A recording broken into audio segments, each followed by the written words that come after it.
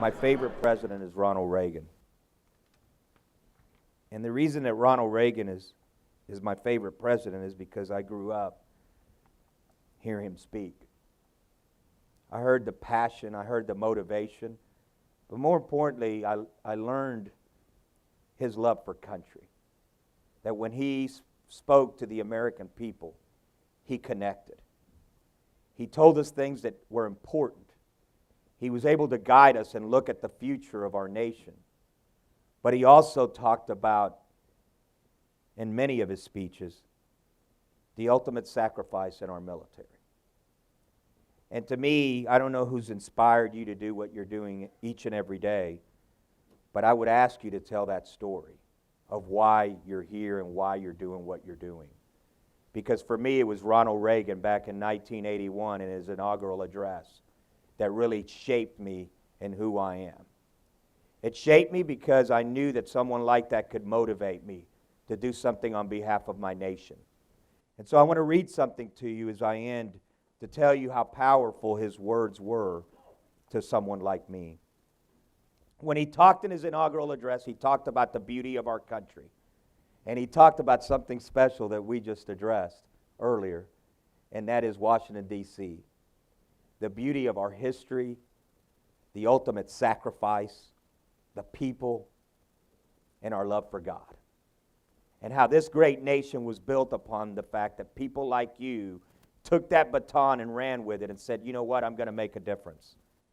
And as he talked about in his inaugural address about the ultimate sacrifice, he told a story of a young man who left his job in a small-town barber shop in 1917 to go to France with the famed Rainbow Division.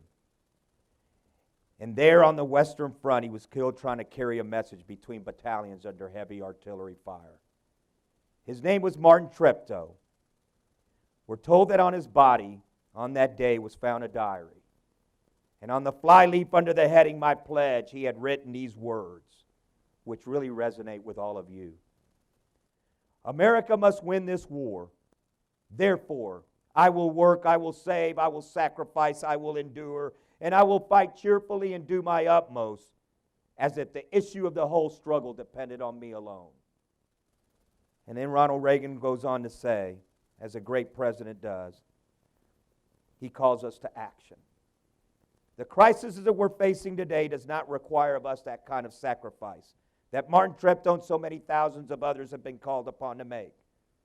However, it does require our best effort and our willingness to believe in ourselves and to believe in our capacity to perform great deeds, to believe that together with God's help, we can and will resolve the problems which now confront us. And after all, why shouldn't we believe that? Guess what?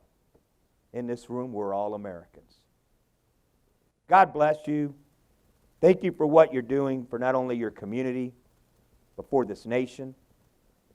Thank you for what you're doing for our service members. And it would only be fitting for me to close out in this way. If you've served our country in uniform, because I know there's people in here that have, I would like you to stand up and be recognized.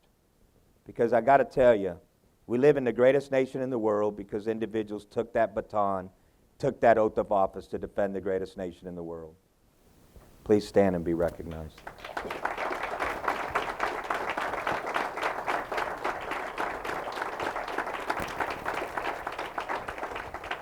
Thank you for your service. Thank you for your sacrifice.